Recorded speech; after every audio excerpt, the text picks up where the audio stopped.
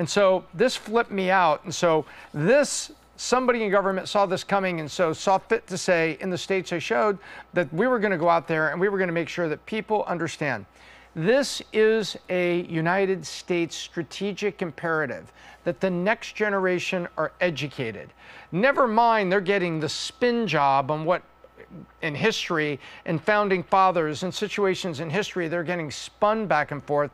Never mind that crap's going on.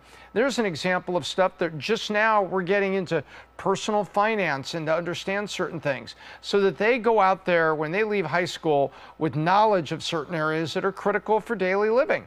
And this is one of them. And so hats off to the states where it's all fully implemented: Iowa, Missouri, Utah, Mississippi, Alabama, Tennessee, North Carolina, and Virginia.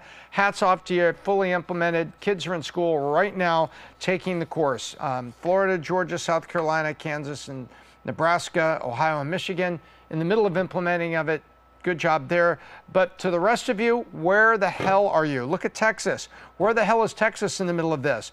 It's supposed to be the state that touts its education system and free enterprise and entrepreneurship and stuff. How are you going to teach these kids? So I'm calling out Texas, that has a special place in my heart, into saying, where are you and where is your heart for the next generation? You should be fast tracking this in the state of Texas, as well as many other states like, New York and Pennsylvania, where you've supposedly got these centers of higher learning and Ivy League schools, and yet the common people at public high schools, not even getting this, while the South is way ahead of you. Shame on you guys. But it's all for the good. So if you're in one of those school districts in a state that's not covered, contact the school district and say, where's the financial education course for a high school student? Where is it? And why don't we teach this basic thing? It's going to help kids in our private schools. Then I went and I dove one more level. And I dug into the National Council for Economic Education. And I wanted to look and say, is there any standards bureau or an organization out there that's setting standards that could say, what are the areas where people should be taught personal finance? And I found it. The National Council for Economic Education identified 6 critical topics: earning income, spending, saving. You just heard the Biz Doc's thing on save versus spend.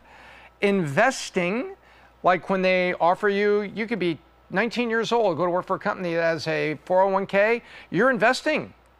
You're investing. So shouldn't you know what that means?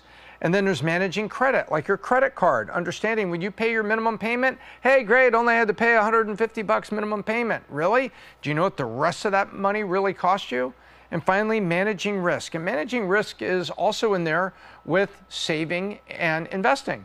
So if you're looking at your 401k and you're selecting what to invest in, and the economy's in a tough time, and you see a money fund that pays about 6%, that's a managing risk decision when the economy's kind of tumultuous.